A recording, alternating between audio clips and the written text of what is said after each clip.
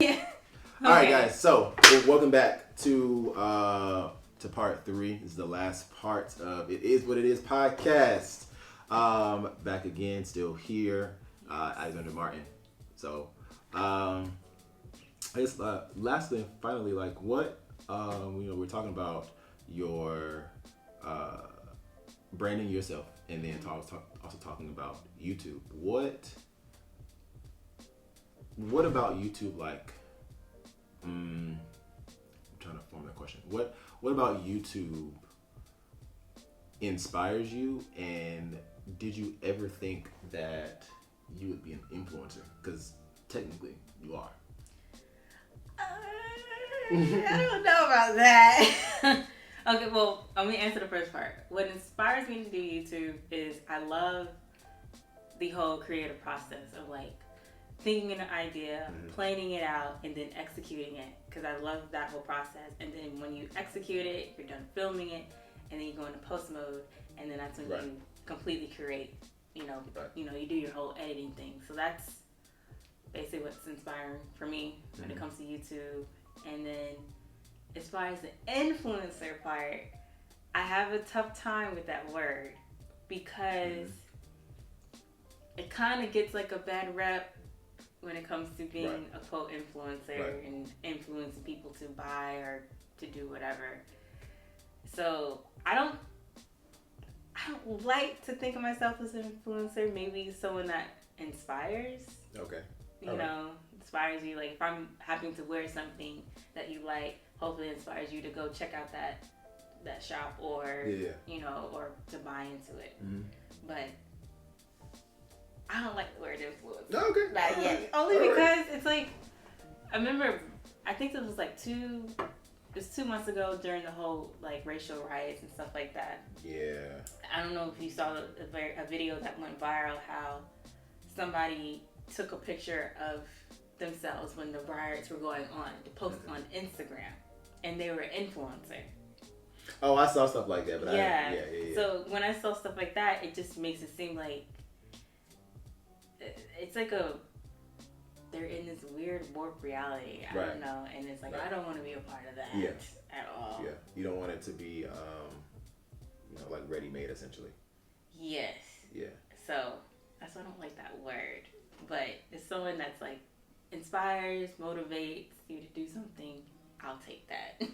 Okay, I can live with that. Yeah. I know like on your we've talked about and I've seen like your videos on YouTube with the whole skating thing. Like that's a trend. Yeah. That's a trend now. It is a trend, and I'm not gonna lie. That's probably the one time where I actually played into a trend because I saw it on TikTok.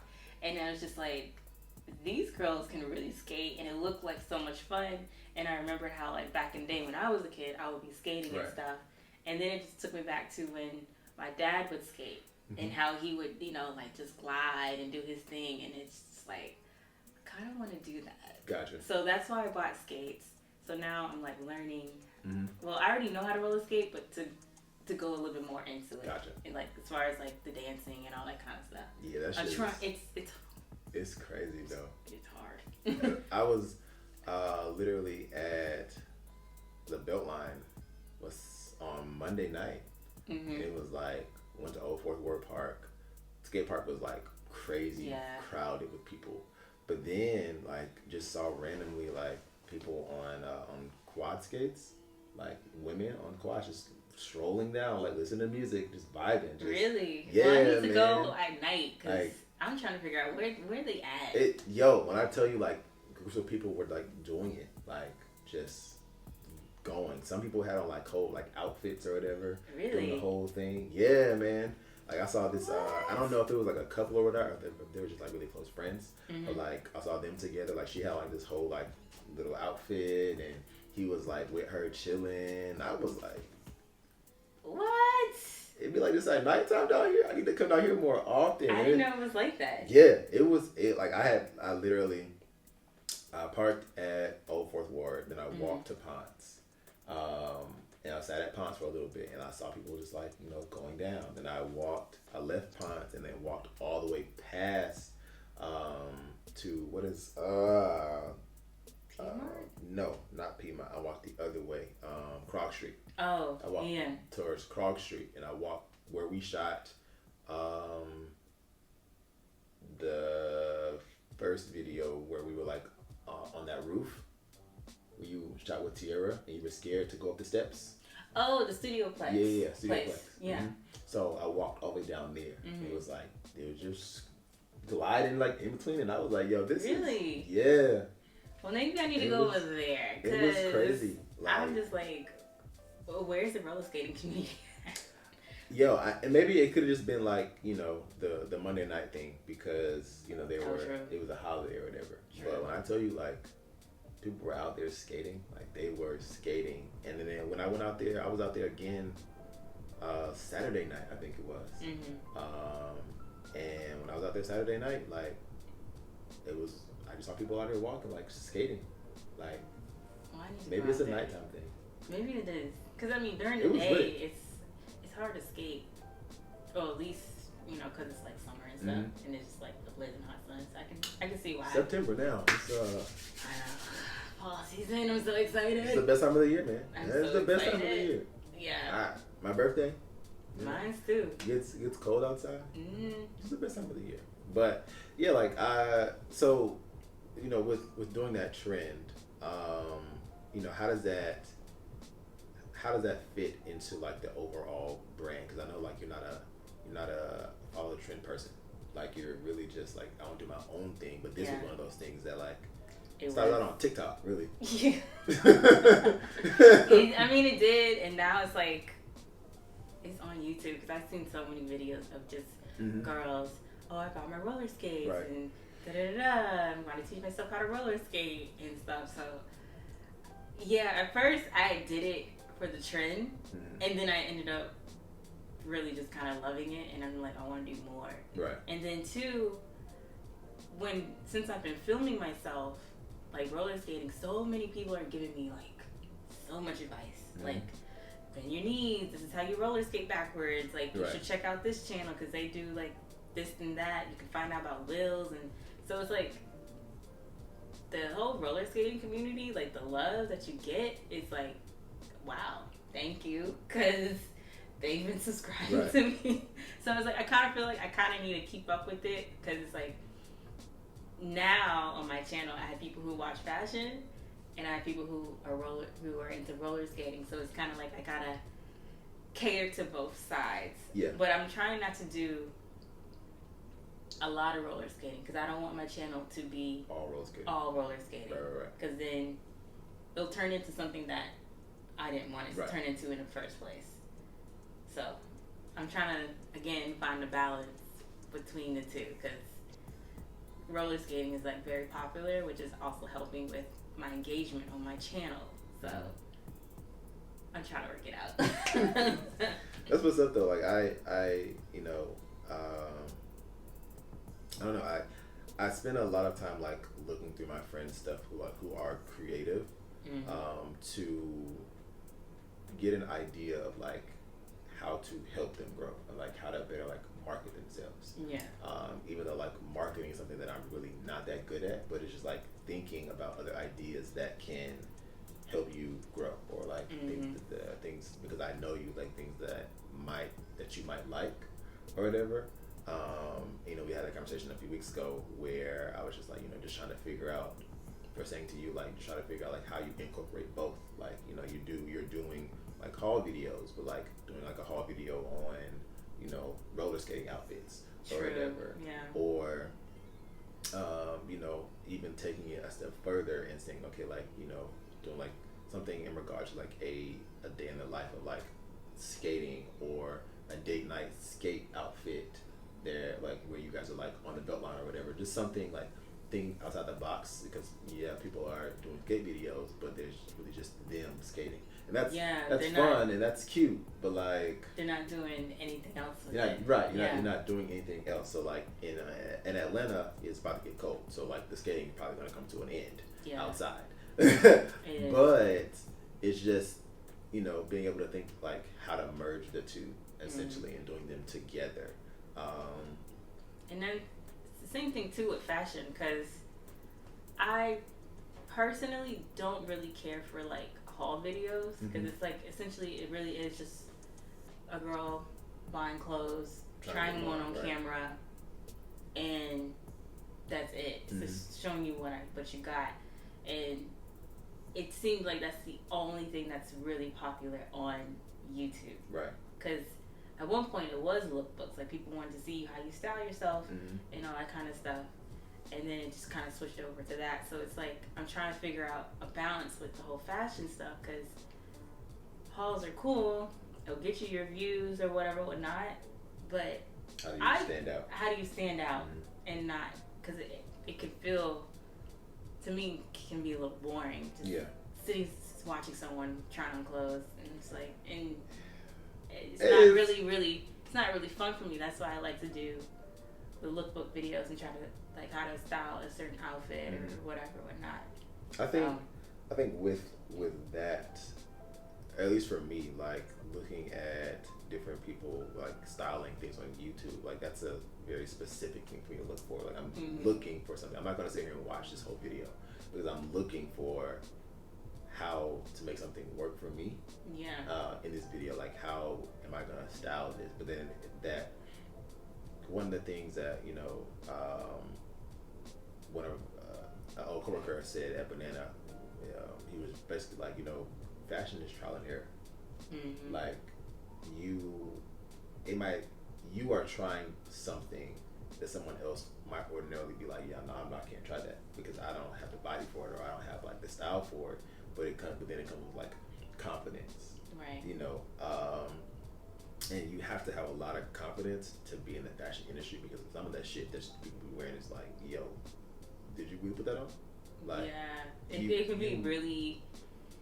You really some stuff can be really out there, and you're like, whoa, okay. Right, and so I think, and I'm not gonna like touch too much on Godflow right now because that's a work in progress, and I'm really not like we're pushing that, but like we're trying to figure out where the brand is going or whatever. But even like that level of like fashion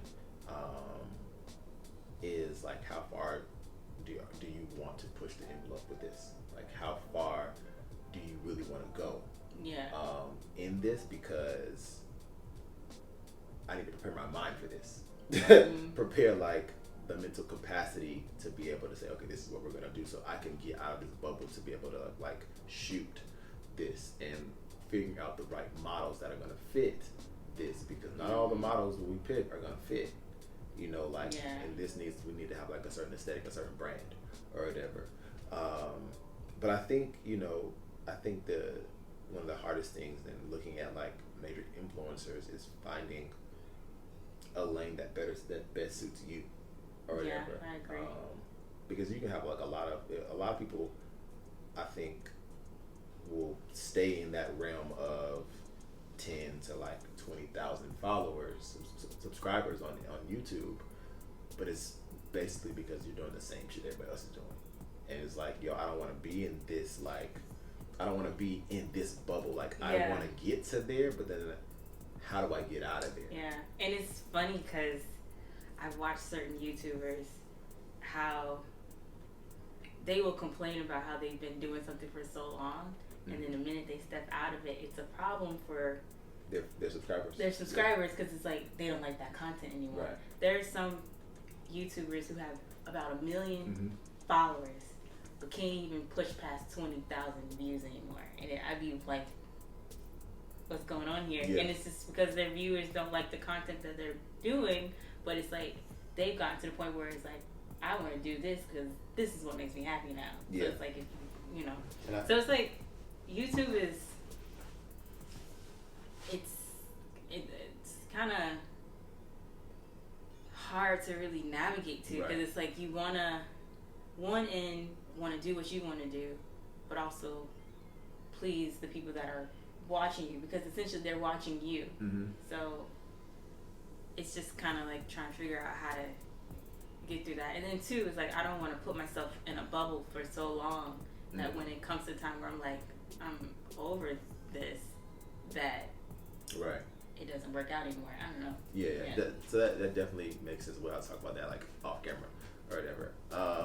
Yeah. But because there's some things that I'm gonna be doing this month or probably like next month or whatever. So like with that, it's just how do I not say like, let's take for instance, like it is what it is in single fatherhood, single parenting. Like the thing that I'm struggling with that is like I don't want to begin to put out this content because at some point, like I don't want to brand myself as like it is what it is, single dad Justin.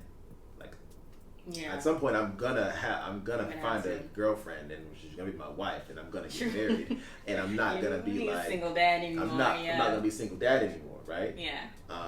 So it's like trying to think ahead while still being present. And I think that's super difficult because it's like I want to make sure that I am doing something that can transform and progress because I don't want to live in this bubble while I feel like what I'm doing is a great avenue to start.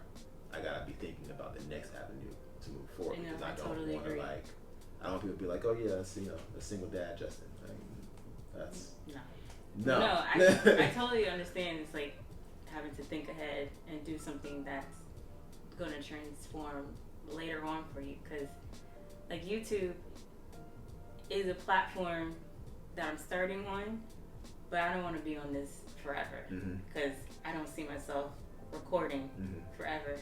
Honestly, I don't see how any of these other YouTubers, they've been doing it for 10, 15 years, and I'm just like. But a lot of them now are just now getting to that point where they like are making like legit real money. Yeah. So they probably like are probably burnt out from doing this, but it's like, yo, I got brand deals, I got shit that I gotta push. So.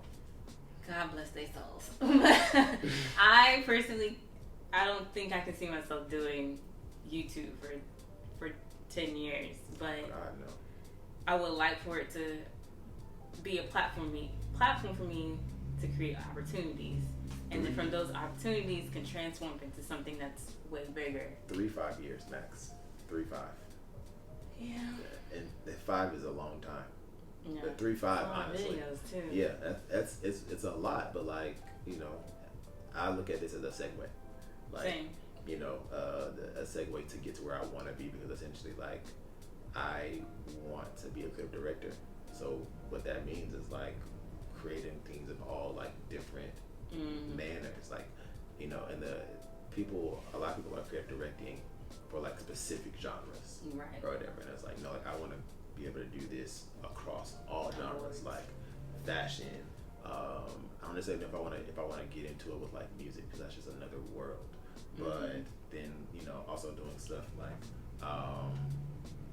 also like doing stuff with churches and like businesses and stuff like that, just to get a broad idea of how I can take different ideas from different areas and genres and putting them all together, right, whatever.